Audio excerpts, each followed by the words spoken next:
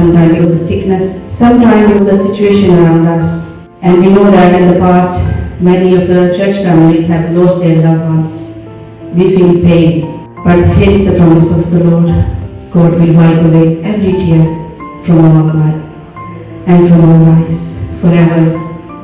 Hallelujah. Thank you, Jesus. Hallelujah. Thank you, Lord, for your presence. And we believe this morning you are here, Lord.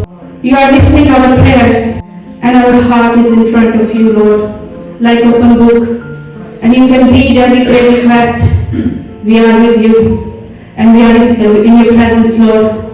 I give thanks to you, Lord, for the past months, weeks, and especially for the previous week, Lord. We have made it this morning in your presence. I'm so grateful for all these families who are in front of your throne, Lord, because we know that it's your will. We are not coming in your presence with our will, but you have brought us here so you can bless us with your word. And we love your worship. We give you glory because we know that there is no other name to be glorified. There is only one name of Jesus. And we are proclaiming this morning in the name of Jesus because you have promised whatever you will ask in the name of Jesus, it will shall be given to you, Lord. So we know that this morning we are asking every prayer in the name of Jesus. And I especially pray for Pastor Prince. I'm so grateful that he's getting better.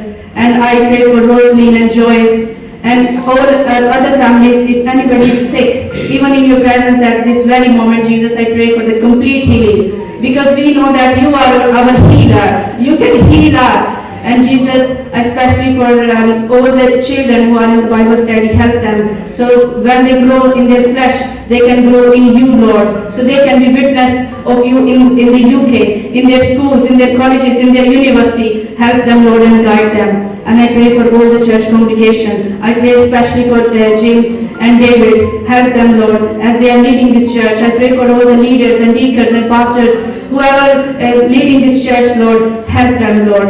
And I pray for around the world, whatever is going on, Lord, especially for the persecuted church. I heard last month that there is a church being badly persecuted in India, Lord. Have mercy on them.